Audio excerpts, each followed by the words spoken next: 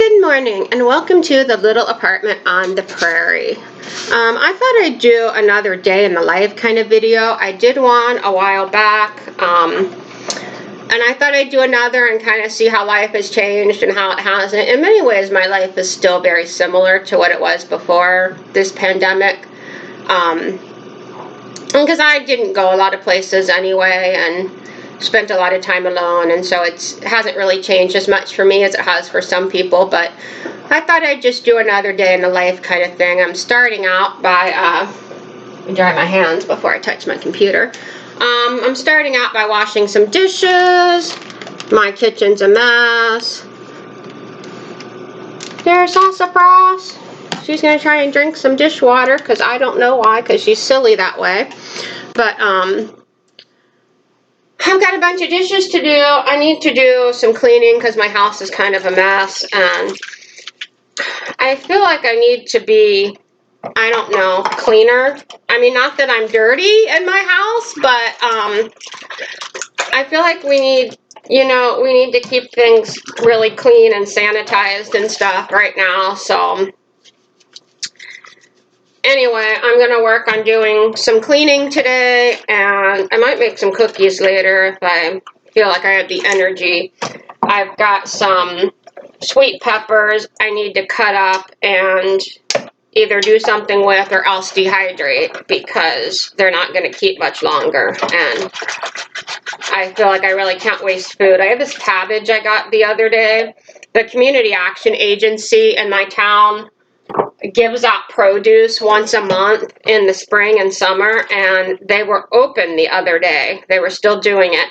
They just had the stuff out front on the sidewalk and you could just walk up and pick it up, so I did.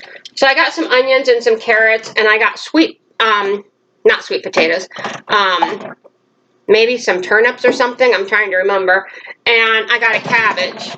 And I don't really like cabbage. I don't know what to do with it. I shouldn't have taken it if I wasn't going to use it, but I felt like, I should try and do something with it because it's fresh food and I should be using all the food and being grateful for all the food I can get and whatever. So I've got this cabbage. I don't know what I'm going to do with it. If you guys know something really good to do with cabbage, let me know, like right away, because I've got to do something before it goes bad. But I'm just not a big cabbage fan. I don't know. I mean, I've been eating things lately, not necessarily my favorite foods. You just eat what you have because you don't want to waste. But, man, I'm not a cabbage fan. What, Isaac? You want to go outside? So Isaac says he needs to go out and pee, but he doesn't realize that it's raining, and he's not going to like it when he does. But I guess you got to pee anyway, so I'm going to take Isaac out. All right. Excuse me. I took Isaac out. Did a few more dishes, cleaned the litter box, but I didn't film that for you because I figured who wants to watch that, right? Isaac wants a treat. And I've got some yogurt I made the other day. Sassy, do not eat the yogurt. Man, she is a pest. Okay, so I'm going to put a link in the description to the video I made a couple weeks ago about how to make yogurt. Because it's really easy and it tastes really good. Let's see, here's my yogurt, and I don't know if it really looks like much, but I've got these jars. See, I'm still coughing. I've got these jars. These are like 12-ounce jars. So anyway, I'm going to put some of the yogurt in the jars. I don't have this big bowl of yogurt in my fridge. This is like a Greek yogurt. I strained it so it's pretty thick, and I used a little maple syrup to sweeten it, and then I cut up some canned peaches. So it's peach yogurt with a little maple syrup for sweetness and flavor. And Sassy, you can lick the bowl when I'm done, but I am not done. Man, she is such a pest. So I was cleaning the litter boxes, and I went to get the bucket of clean litter because I needed to top off the box. And I come back like 10 seconds later, and Sassy's already in the clean box peeing in it. I don't know why cats do that. They cannot resist a clean box. They just can't. Sassy, seriously, I'm going to let you lick the yogurt bowl when I'm done, but I am not done. Sassy loves yogurt, but the thing is, Sassy loves like everything. I mean, this cat will eat anything. So my favorite yogurt is raspberry yogurt, but I'm out of frozen raspberries, and who knows when I'll ever get any more. So I wish now that I had bought a lot more than I did at my last shopping trip, but you know, I had to kind of, you know, I had a limited amount of money and I had to pick what I needed. And honestly, while I might have liked 20 pounds of frozen raspberries, I needed other things as well. So I'm going to need some other jars. I don't have enough of these for this to go around. I'll probably put some pecans or some flax seeds or something on here to kind of give it some crunch. Some granola would be good if I had granola. Sassafras! Seriously. One day I'll make a video on how to make homemade granola because it's really good. Sassy, she spent the whole night locked in the bathroom because every time I let her out, which I did several times, she kept bugging me and Isaac and Whisker, so she got put back in cat jail. And she's about to go in cat jail again. Yeah, oh, you're rotten. You're rotten. Yeah, I'm going to go put you into cat jail.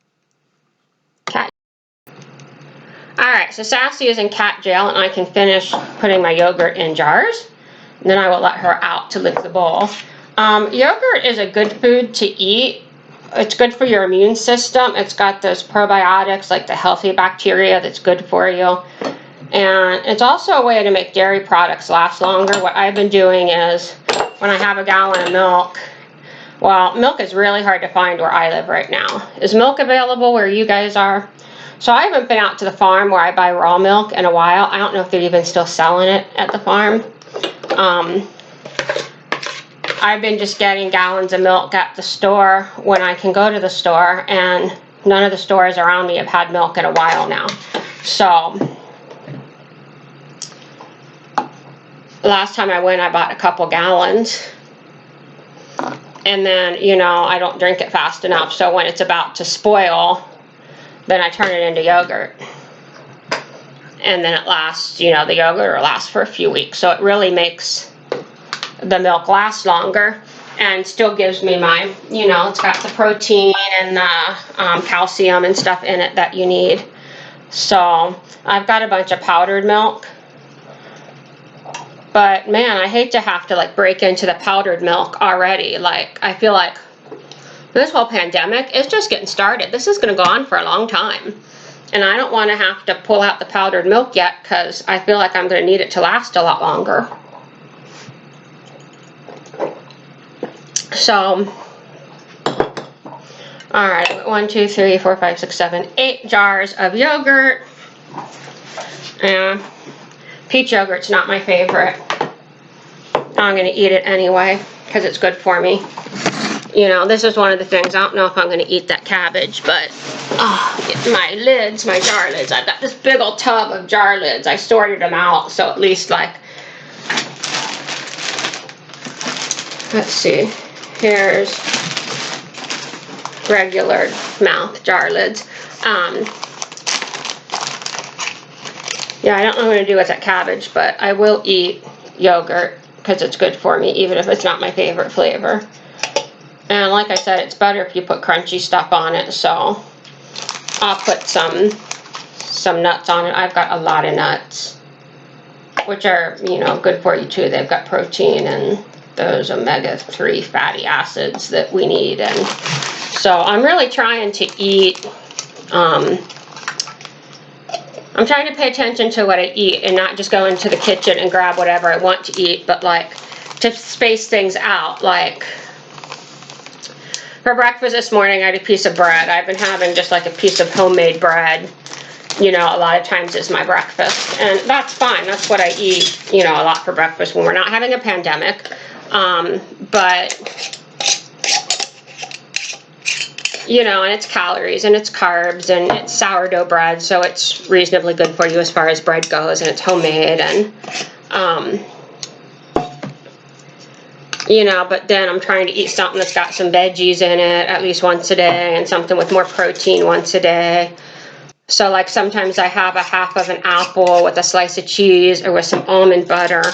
I'm almost out of almond butter and I opted not to buy more because I've got a ton of peanut butter, which I do not like nearly as well as almond butter, but I've got it from the food pantry and I felt like I didn't want to spend money on almond butter when I have all this peanut butter, which provides a lot of the same nutrients and you can use it in the same way. I just don't like the taste as well, like not anywhere near as well, but let me move it on my hand. But you know, I feel like this is the time to not be picky and to eat what's available. All right, so I'm gonna go get Sassy out of the bathroom and I'll let you see her eating yogurt because it'll be cute. And here's Sassy enjoying her yogurt. She gets to lick the yogurt bowl. Gesundheit, Isaac. She won't eat all that, but she'll eat however much she wants. I know you're not getting attention, you poor puppy. She'll eat how much she wants and Isaac might eat the rest, or Whiskers. So I was sitting down to eat my lunch. I ate one of my jars of yogurt. I put some chopped pecans on it, which was good. I think I'm going to make some granola today. I want to make a lot of things. But I was watching a YouTube channel that I follow, and someone was talking about there are moving lots and lots of huge generators into part of Tennessee, like they're expecting power to go down or something. I don't know if that's going to happen or not. I've thought about what I would do if it does happen. I'm not as prepared for that as I would like to be. I'm not sure I can get adequately prepared for it. Like I don't have money, and I live in an apartment. So, you know, ideally I'd want like a solar generator or something would be great. But how do you do that in an apartment? I don't know. So, like, all right, Isaac wants fed. I'm gonna go in the kitchen and get his food ready. So how do you do that in an apartment? I mean, I know how to cook over an open fire because I learned that when I was camping a lot. So I guess if I had to, you know, we could build a fire pit out back or something, which normally my landlord would have a fit over, but maybe in the middle of a pandemic, the landlord doesn't care and the landlord's not around anyway because they're home sheltering in place like the rest of us would be if it came to that. There's also like a campground with picnic areas not far from my house, and I thought, you know, I could go there and cook. They've got, you know, fire pits. Here, Isaac, get your treat. They've got fire pits there. You know, I could cook like a big pot of beans and then bring it home or whatever, and so that would be an option. And then I'd eat a lot of uncooked food, but if I had things that I needed to cook, yeah, I could go to like the campground and do some cooking. So I've thought about this, and I've thought about, like, I'm so glad that this is happening at a time when the weather's getting warm, although it's been chilly the last couple of days, because if the power goes down, I won't freeze to death. But then, you know, they're saying this could go on for 12 to 18 months. So if it goes on for 12 to 18 months, I'm going to want, you know, like next winter, it's going to be cold. And so I've thought about what I would do if the power went out even, you know, before it started to warm up here. And the plan was I would go in like one room, like maybe my bathroom, because it's the smallest room. And I don't know if you've seen how you make a little heater with a terracotta pot and like a tea light or a votive candle. If you haven't, look it up. It's kind of cool and easy to do. So that was my plan. I'd do that like in the bathroom, and because the room's small and it's in the inside of the house, there's no windows, it's warmer. So I could do that. Or else I would go in one of the bedrooms and keep the door shut, and then I would put up my tent, like for camping, which is a small tent, like 2 adults and Isaac can fit in there, but it's snug. So I'd set up the tent in the bedroom and like put some blankets or blanket over it to help insulate it, to keep it warm from the outside air, and then put the little terracotta pot heater inside the tent. So I either go in there in the bathroom. I've got lots of flashlights. I've got some candles. Like, I've got light. I've got a solar charger for my phone, but, you know, I'd lose refrigeration and the freezer, although if it was cold enough outside that I was worried about you know, staying warm inside. I guess I could put some of my food out in my car and it would stay frozen if it was that cold. But I mean, so I have a plan for what I would do if those things happened, but I really don't want them to happen because I don't feel like my plan, it's not really adequate. I mean, but things like this might happen whether we're ready or not. So we probably ought to have a plan for how we'll handle it if it does. You know, and I thought about if we don't have water. There's a creek not too far from my apartment where I could get some water, but there's a lake that it might be easier to drive to and just fill up a bunch of buckets of water. I mean, plus I have water in the house that I've canned, and I have some jugs of water and stuff, but you know, I could go get water. I've got bleach. I know how much bleach to put in the water to make it safe for drinking. And I've got that bottle that has a filter on it, but then I keep thinking, you know, I need a bigger, better water filter. I need some kind of a generator, but I don't know how to do that in an apartment. Or like a wood stove that I could heat with and cook with, because, you know, maybe I should get like a little, like, can't you get 1 or 2 burner stoves that like run on a little propane tank? And I'm like, I don't have money for this stuff. I don't, you know, I hope I don't need it. I hope it doesn't come to that, but this is what my brain does. I mean, and this is what my brain does in the daytime. You should, well, you probably don't want to, it'd be scary, but like my brain does the same thing at night when I go to bed, only it's 1,000,000 times worse. All right, so I've had my lunch and ruminated on some scary things, and I'm going to feed Isaac and see what else I can get done around here today. All right, so I've got this big bowl of sweet peppers that I bought the last time I was able to actually go in a grocery store. Well, no, when I went to the city, and I picked up an order at Walmart, but I got these at that gourmet grocery store where I like to get produce. And I like to get coffee there. And now I'm wishing I bought more coffee, but you know, it is what it is. So I'm going to cut these peppers up. They're starting to get a little shrivelly, but that's all right. I've got some pinto beans I think I'm going to cook, and with some peppers and onions, and put some taco sauce on it. I like spicy food, so I think that's what I'm going to make. I dehydrated some peppers the other day. I had another bag of peppers, so they'll last a long time dehydrated. I don't know how much fun it is to watch me cut up peppers, but here we go. Just going to cut them into some pieces, and I'm going to eat a piece. These fresh peppers are good. That's really good. I might make some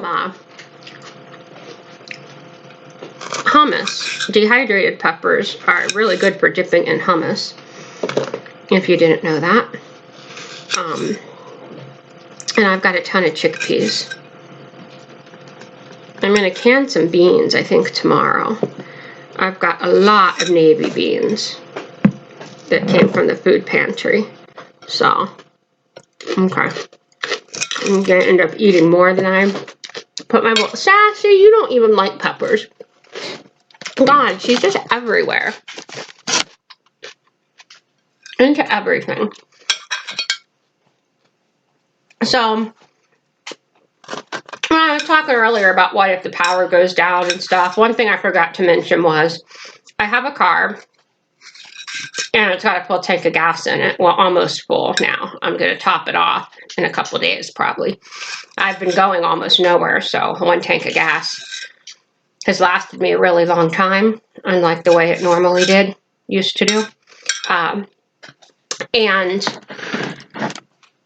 so if the power went down, you know, I have gas in the car, and I could sleep in the car if I had to and run the heater. And I've done that before, actually, on trips. I've slept in the car when traveling instead of paying for a hotel and stuff. And what I've done when it's cold is I wear layers and blankets and stuff. And when I get cold, like cold enough that it wakes me up, then I turn on the heat until I get warmed up, and then turn the heat off and go back to sleep. And so, you know, I mean, that's not gonna like get me through a winter, but that would get me through a few cold nights. And also I can charge my phone in my car if I needed to. So that would help. And like I said, I do have a solar charger for my phone. It's on that, I bought that emergency radio, and I did a little review of it in a video, and I'll put that link down below too. But you can charge it by cranking it, or you can charge it, it's got a solar charger, or you can plug it in, or you can put batteries in it. So you can do all these different ways to charge the radio, and then it's got a thing where you can plug in your phone to charge your phone from it. So it's awesome. I love it. Every time we have a sunny day, I stick it in my window to charge it up. Speaking of charging things up, I need to charge my rechargeable batteries because I have I have some rechargeable batteries, but I've had them for a while and they don't hold a charge as long as they used to. I don't know if that's normal or not. Probably when you buy cheap batteries, which these were like the cheapest ones I could get on Amazon back then. That's probably what happened. So anyway, I've been just charging them if they've lost any charge, like once a week or so, in order to make sure that they stay charged so that they'll be there if I need them. And I did buy some regular batteries, not rechargeable ones, at the dollar store that were really cheap, which are probably not as good as the Duracell or the Energizer either, but again, they'll work. They have a long shelf life. They'll keep for a long time if I don't use them. And that way I do have a lot of flashlights and things like that I can use. So it's hard for me because I keep thinking of like things I wish I had, and you've got to stick with, what you can afford. And I can't afford to be as prepared and to prep as much as I wish that I could. I was watching a video today on YouTube where someone was suggesting, that this thing's going to go on for a long time, and suggesting that, if you think you're going to need any clothes, winter coat, boots, especially if you've got kids that are going to be, outgrowing their clothes, that it's a good idea to buy whatever clothes you think you might need for like the next 2 years now. And I'm like, oh, I don't have money to buy clothes. Plus, what are you getting into, Sassy? Plus, I mean, when I buy clothes, I normally buy clothes at the thrift store because it's cheap and because it fits with my values in terms of, being more ecologically friendly. And it doesn't seem like it would be a good idea to go shopping at a thrift store right now. I suspect that thrift stores are going to be closed soon if they're not closed now. Our governor here in Nebraska has yet to issue any kind of a stay-at-home or shelter-in-place order. I think they should be issuing one, but that's going to mean nobody's going to be doing any shopping at thrift stores. So, it's a good thing I know how to mend clothes because some of my clothes are a little bit worn and I may not be in a position to buy new clothes anytime soon. And who knows how long it's going to be. Did you hear that, like, Hanes, the underwear company, instead of making underwear right now, they're making masks and other personal protective equipment, which is awesome because the doctors and nurses and all the healthcare people really need that. So that's awesome that they're doing that. But so clothing companies are starting to do that instead of making, clothing. So there might be an underwear shortage coming up. I know that sounds silly, but I mean, there really could be.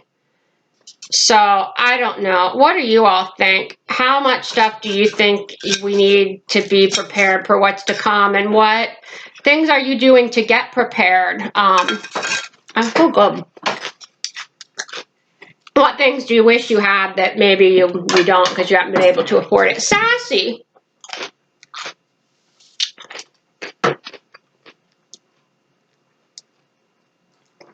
I brushed Isaac's teeth earlier, and I've been brushing Sassy's teeth too when I brush Isaac's. And so the toothbrush was sitting on the towel with like dishes that are drying, and Sassy always steals a toothbrush, so I have to go catch it. Okay, she's lost 2 toothbrushes, so I'm glad I rescued that one. Yeah, I have 1 toothbrush for Isaac, and Sassy was playing with it one night. I didn't realize it's what she had, and I don't know, it's probably under my refrigerator. There's probably a lot of cat toys under there too. Maybe I should move it one day, but so she lost Isaac's toothbrush. So I was able to order a new toothbrush on Amazon. And well, what I got was a pack of 4 because it was really cheap for 4 of them. So a few days after I opened that package, she lost one of those toothbrushes. So I'm trying to be really careful with the toothbrushes now. And here's something funny. And I did this earlier today, and I should have filmed it for you because it was cute. But I brush Isaac's teeth now, and Sassy always comes over to watch what I'm doing with Isaac and what Isaac is doing. So I just started brushing her teeth too while she was sitting there. And she kind of lets me do it. I mean, I'm not brushing them real well, but she's tolerating it, so maybe I'll be able to brush them well as, you know, she gets more used to it. Whisker says there's no way in hell I'm brushing her teeth. And let me tell you, she has bad breath. She needs her teeth brushed. She's probably going to need a dental cleaning, but, you know, I don't think vets are going to be doing any of that kind of stuff anytime soon. So I guess Whiskers is pleased to hear that, but she probably does need some dental cleaning done.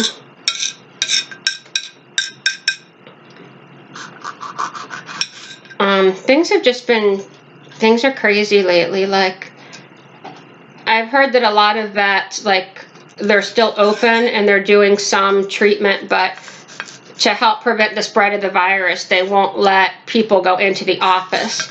So they come out to your car and get your pet and take them in and treat them and then bring them back out to you. And someone told me that recently, I think I heard the story yesterday, and it was the saddest thing. If you don't want to hear something really sad, fast forward about 30 seconds, seriously. So someone told me that she had to put her cat to sleep. He was sick and in a lot of pain, and the vets weren't letting, some vets were closed, but she found one that was open, but they weren't letting people go into the office with their pet. So the vet came out to the car, or the vet tech, whoever, came out and got her cat and took him in to put him to sleep. And she wasn't allowed to be there with him. And I thought that was just the saddest thing ever. I can't imagine, like, handing over Isaac and, you know, watching him walk away and him not know, you know, he goes with anybody. He's not scared. But, okay, like, Whiskers would be scared. And to not be able to be there with them, I thought that was the saddest thing ever. Somehow that seems sadder to me than the fact that, like, people can't have funerals or whatever. I don't know. I love my animals. I'm a softie for animals. I spend a lot of time alone. My animals are, like, closer to me than people are. So, yeah. I don't know. Share some stuff in the comments. Let me know what kind of things you're thinking about and what, you know, let me know what you're doing today. Let me know how you're handling all this. If you're in a place where you've got a stay-at-home order, what are you doing to stay sane through that? All right, it's a little bit later, and I'm going to soak these pinto beans that I want to have for dinner tomorrow. Let's see, I don't know if you can even see what I'm doing here. So I'm just going to put them in this bowl and cover them with water, and I'm going to soak them overnight, and then tomorrow I'll cook them. And I'm going to add some diced onion and peppers to them and taco sauce, and it makes something really simple and spicy, and I like simple and spicy. So I'm going to do that. I don't know, maybe I'll put a towel or something over this bowl, because I can imagine, actually I might sit this in the pantry to soak with a towel over it, because I can just imagine Sassy getting up here on my stove and drinking the water out of my beans that they're soaking in, because that would totally be something Sassy would do. So I think I'm gonna I put things in my pantry that I normally wouldn't put in a pantry, but you gotta keep the sassafras out of it. And now, somewhere I believe I have cornbread because I want to make baked beans and cornbread for dinner. Do I have a cornbread mix down here? Yes, I do in the baking cupboard that I've yet to clean out, but I have cornbread mix. It needs half a cup of milk. I've got some milk that I need to use up. The oven at 400. I've got some milk to use up that's like expired 2 days ago. I mean, it's still good or I wouldn't be drinking it, but I need to use it up anyway. Isaac wants a treat. So that'll use up a little bit of the milk and the cornbread. And then I've got some milk that I had frozen from the last milk I had that when it was about to expire, I stuck it in the freezer. So I've got some of that thawing, so I'll have milk. And I'm gonna have a leftover cornbread that I can have for breakfast or something tomorrow. I need to take butter out of the fridge because I don't have any butter out right now, and you can't eat cornbread without lots of butter on it, right? Okay. So a friend sent me a message, a friend who lives back in Ohio, which is where I'm originally from. And man, this camera angle makes my hips look huge. Okay, anyway. Friend sent me a message, said they'd issued a lockdown order in Ohio. I'm guessing that's right. I haven't like checked to verify it yet or anything. It's crazy, but I'm wishing they'd do that here in Nebraska. I feel a little perturbed with our governor because I feel like he's not taking it seriously. He's just like, well, we don't have that many cases yet in Nebraska. And I'm like, dude, we don't have very many cases because we're not testing people. I need scissors to cut this thing open. We don't have very many cases because we're not testing people. So if you don't test people, then you can go, hey, we don't have a lot of cases, so we don't have to lock things down and hurt the economy and get people all annoyed and out of work, and then you have to worry about all the increased unemployment and stuff.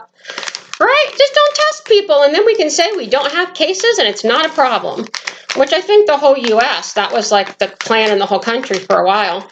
Now some places are testing as much as they're able to, but we don't have enough tests. And so I was thinking about that. And you all let me know what you think.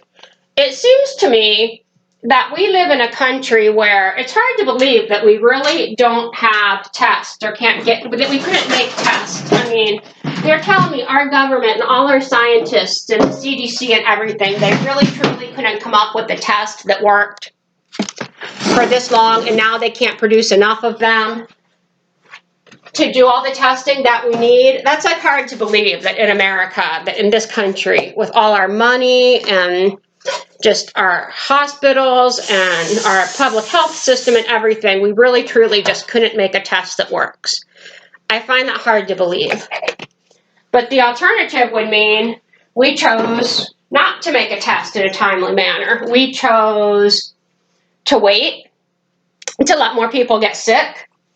I gotta get an egg and some milk. You know, that's what the alternative to that would be. And I don't understand why our government would want to do that. And like, it sounds a little bit paranoid to say that's what I think they did. But seriously, why would we here in America be unable to come up with a test and to test people and do like contact tracing and stuff like they're doing in South Korea if we wanted to? Are you telling me South Korea has it more together than us? And well, I mean, maybe they do. But maybe it's not that. Maybe it's that in South Korea, they care about their citizens more. They actually wanted to save people. Maybe in the U.S., they don't care so much if a lot of people die. And that sounds really paranoid of me, doesn't it? But you know,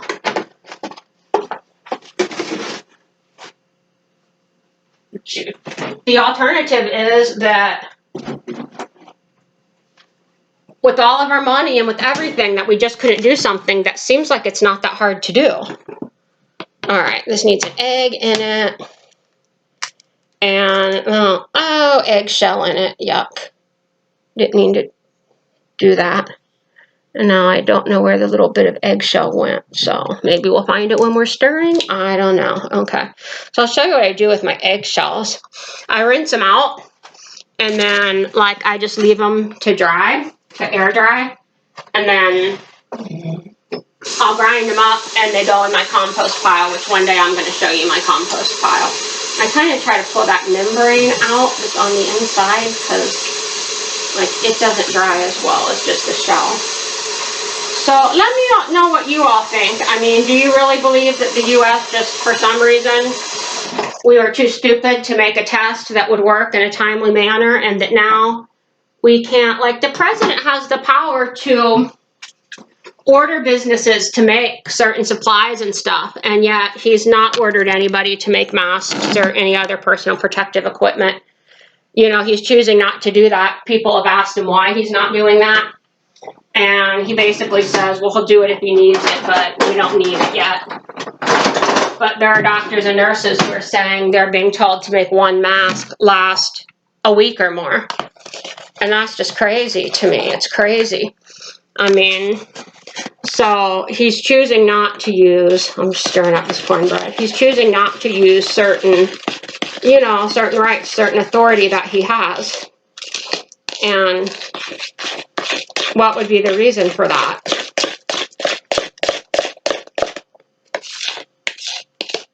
I kind of believe that you have to, like, look at what people are doing and what the outcomes are. And, you know, sometimes things are just accidents or honest mistakes, but a lot of times things are intentional. So if the outcome is that a lot of people die, there's a good chance that that really was the intent all along. You know, I don't know if that's the case, but it might be the case. I'm going to bake this in a bread pan instead of like I used to bake it in like a square round pan. Not a square round pan, either a square pan or a round pan. But I'm going to bake it in a regular loaf pan and then just cut it into slices. And I'll have leftover cornbread for breakfast tomorrow, and I'll have some tomorrow night for supper with my beans that I cook. So, you know, it seems like it's pretty easy to see that if we don't test people, we're not going to know where the virus is and be able to quarantine people who should be quarantined and stuff. So if that's the outcome and it's, like, easily foreseeable, even by me, you have to think all our medical experts and stuff could foresee it as well. In which case, and it seems hard to believe that it's not intentional. Because how would you accidentally be doing that? I don't know. Let me know in the comments what you all think. Well, good morning and welcome to the little apartment on the prairie. It's Monday morning and you were watching me do a day in the life video yesterday, Sunday. Well, this is Monday, and I got interrupted by something very serious and quite scary that I'm going to tell you about. So, a neighbor of mine called me yesterday afternoon and said he was feeling really ill and having some trouble breathing. So I went over to check on him, and I took alcohol wipes and hand sanitizer, and I took his temperature, and he did not have a fever. But I also have a pulse oximeter, which is a little thing you put on your index finger, and it tells you your blood oxygen saturation and also monitors your heart rate. So his O2 sat was really low. It was so low that I thought maybe I wasn't getting a good reading, so I put it on his other hand. Excuse me. I put it on his other hand to see if maybe I, wasn't getting a good reading, but it was the same. So at that point, I felt things were really serious, and I said, you need to go to the hospital. And at first he didn't want to, and he said, well, what if I just stay home, will I feel better in a couple hours? And I said, no, you might be unconscious in a couple hours. You're not getting enough oxygen. You have to get oxygen. Your organs don't work if you don't get oxygen. So I was going to drive him to the emergency room. So I went home to get my shoes and my keys. And I came back over with the mask and gloves on, which, you know, I'd already been exposed to whatever he had. Not just when I went over there to check on him, but I'd spent time with him earlier that day. So it was like whatever he had, I'd already been exposed to. But still, I went over with a mask and gloves. And in just a few minutes that I was gone, it seemed like he was getting sicker. When I'd first arrived at his house, he got up and opened the door for me so I could come in, and he was walking fine.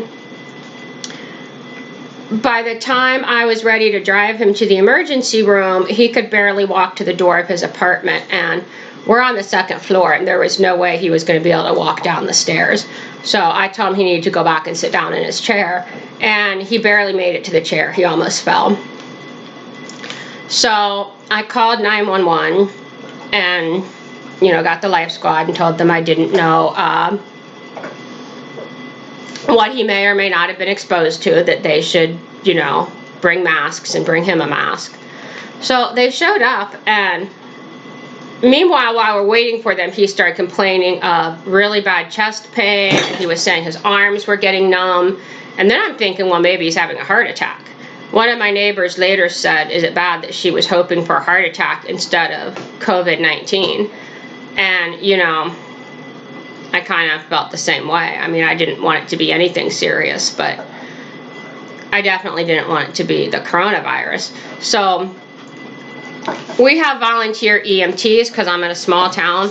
So they showed up and they're in street clothes, which I guess is normal for volunteers. But like one of them had on sandals with no socks.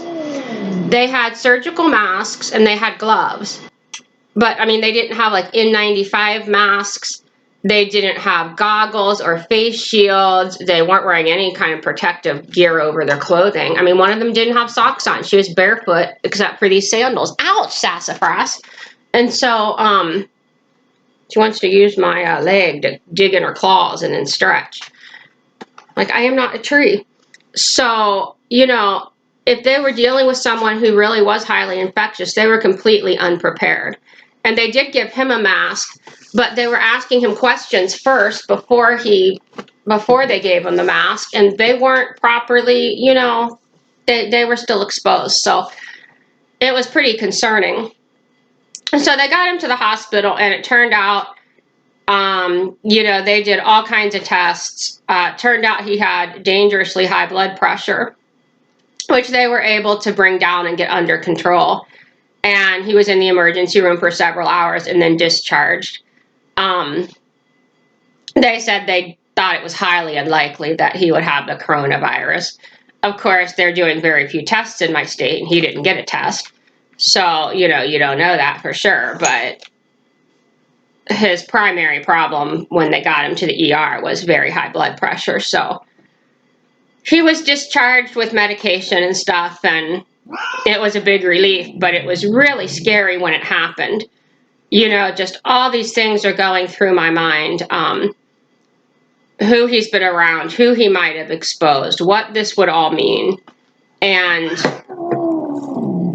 it was just really scary and really, you know, hit close to home. And, you know, this is very serious. And I'm so disappointed in our government. You know, the Senate, Isaac's ready for a treat. The Senate has been unable to reach an agreement on this bill that's supposed to be providing relief to people affected by the coronavirus. The governor in my state has not issued any kind of a stay-at-home order. I called my senators this morning, and I called the governor to let them know what I think and what I want them to do. And I'm going to encourage you all to do the same if you're unhappy with how things are being handled. Call your elected representatives and let them know, because they work for you. At least they're supposed to. But anyway, so that's why I didn't get to finish my day in the life. Well, that was the rest of my day, which was not really a typical day, but it was what happened yesterday. And you know, I wasn't able to film it while it was going on, but it was definitely scary. When I came home after he was taken by the Life Squad, I came home and I took off all my clothes right inside the door, put them in a plastic trash bag. I was like putting hand sanitizer all over myself, was sanitizing the crap out of my phone and, you know, my thermometer and my pulse ox. And if you all don't have a pulse oximeter, I'd recommend getting one if you can find one. You can get them on Amazon, and most pharmacies have one. They might cost you 20 or 30 bucks. It's just that little thing that kind of looks like a clothespin that goes on your index finger. But it tells you what your oxygen level is, and I think that can be really important. Yeah, to help decide if someone's sick enough that, you know, do they need to go to the hospital or can they ride things out at home. So that was my day yesterday. Don't forget to give this video a thumbs up and subscribe so you can get more videos, and I hope you're all staying well.